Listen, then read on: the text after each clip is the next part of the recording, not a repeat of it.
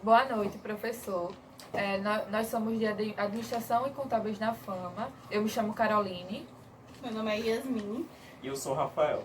O nosso tema para a apresentação de hoje foi a economia do Brasil pós a pandemia do coronavírus. Primeiramente, para falar da economia do país, diante da situação em que estamos vivenciando atualmente, que é a do coronavírus, eu preciso explicar para o senhor o que é o coronavírus. O Covid-19, ele representa um quadro clínico que varia de infecções respiratórias graves. Bom, o vírus foi registrado primeiramente, descoberto no caso, em 31 de dezembro de 2019, lá na China, e até então o vírus se alastrou durante todo o mundo. Os sintomas do coronavírus, ele pode variar entre um simples resfriado ou uma grave pneumonia. Seus sintomas podem ser tosse, espirro, febre alta, dor na garganta e dificuldades respiratórias. A transmissão do coronavírus ela acontece de forma muito simples e é por isso que no Brasil existem um número de casos muito grande. Por exemplo, ao apertar a mão do meu colega, caso ele esteja contaminado, eu consigo contrair o vírus para mim, caso eu não faça a higiene correta das minhas mãos. Através também das gotículas de saliva ao meu colega espirrar, caso também ele esteja contaminado. Espirro, catarro e também objetos ou superfícies que estejam contaminadas, como aparelho telefônico, corrimão, talheres, copos, e entre outros. A OMS pede para que nós, quando vamos às ruas, faça uso contínuo das máscaras, não tirem do rosto e nem fique tocando as mãos na máscara, para que a máscara também não fique contaminada. Ao chegar em casa, é necessário que a gente lave a máscara de forma correta, seque e, em caso de máscaras de tecido, seja passado ferro para matar as bactérias possíveis. Também se faz também necessário a higiene das mãos através do uso de álcool gel ou álcool líquido 70%. E em alguns casos específicos, como para quem trabalha em hospitais, fazer uso sempre de luvas, descartáveis no caso.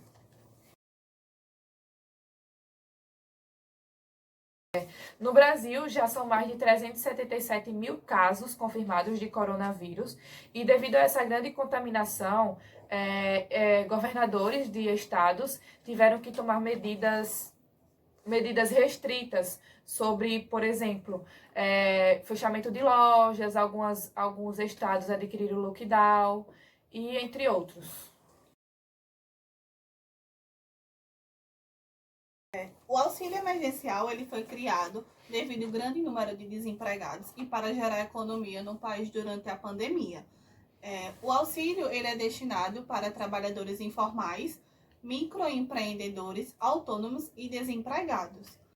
Tem alguns requisitos para que obtenha esse auxílio, que são eles. A família não pode ultrapassar meio salário mínimo por pessoa, ou cuja renda familiar total seja de até 3 salários mínimos. No máximo, 2 pessoas podem receber da mesma família. Mãe solteira pode até receber até 1.200. Caso o cidadão seja cadastrado no NIS ou no Bolsa Família, automaticamente ele é contemplado. Ele recebe, no dia do pagamento, o auxílio. Se for mãe solteira, recebe 1.200. O que muitas pessoas estão comentando é que, por exemplo, o auxílio emergencial saiu para pessoas que não precisam, digamos, ou pessoas que tiraram e não estão fazendo uso correto de dinheiro, já são empregadas, por exemplo. Acontece que mesmo que aquelas pessoas que estejam gastando dinheiro com algo desnecessário no momento, aquele dinheiro está indo para um mercadinho, aquele dinheiro está gerando economia para o país. E esse também é um dos intuitos, um dos objetivos principais do governo. Da disponibilização, no caso do governo, desse auxílio para as pessoas. Para que a economia não pare, não estacione durante a crise da pandemia devido ao coronavírus. No caso, o tópico no qual eu vou falar, ele vem relacionado à economia durante e o pós-coronavírus, certo? Que durante o coronavírus, a economia está relacionada a dois tipos, que é o governo, de um lado, e os empresários, de outro, no qual eles estão em um embate para saber qual a medida necessária e correta a se adquirir, certo? No caso, a do governo é fechar tudo e fazer a prevenção, cada um em suas casas. A dos empresários é abrir o comércio, certo? Porém, com as medidas corretas, que seriam o uso dos EPIs, a higienização das mãos e todo aquele cuidado com a saúde, certo? E aí a gente coloca na balança para ver qual é a medida correta a ser utilizada. Também vou estar falando sobre a economia, e a economia ela só entra em recessão quando passa a se acumular durante 2 trimestres relacionados ao PIB, certo? O coronavírus ele tem um intuito de contaminar o período de 70% da população, que ocorre que a economia está com um estudo que quando o controle acontecer, a economia ela só vai se controlar após 2 anos o controle da pandemia, certo? Então, o auxílio emergencial ele vem também com uma guerra sobre o uso e o não uso desse auxílio, de como deveria ser usado, de como deveria ser prestado esse auxílio e a medida certa a ser ofertada à população. É um dos pontos também da economia, que muita gente acha correto e muita gente acha que não foi correto a disponibilização desse valor.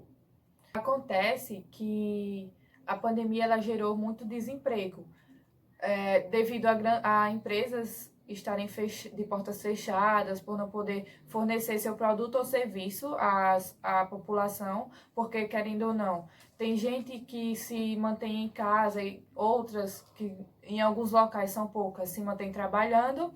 E para evitar o contágio, muitas empresas acabaram falindo até e fechando as portas, acarretando então um grande número de desemprego. E é por isso que o governo ele vem com esse auxílio emergencial. Isso, e fora o auxílio emergencial, o governo também apoiou as empresas para que elas pudessem ter essa medida de afastamento dos seus colaboradores, para que a empresa ela pague uma porcentagem e o governo ele venha acarretar Apagar outra, né? Isso, apagar outra parte da porcentagem ao funcionário.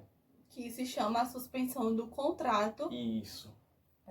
E aí o governo ele paga ao funcionário 70% do seu salário e a empresa paga 30%. Mas pode também ser feito de 100%. De acordo da situação, né? Isso. Tá. E essa foi a nossa apresentação. Falando sobre a pandemia devido ao coronavírus no Brasil. E principalmente sobre a economia, né? E o que pode acontecer daqui para frente. Obrigada, tenha uma boa noite. Boa noite. Lave as mãos.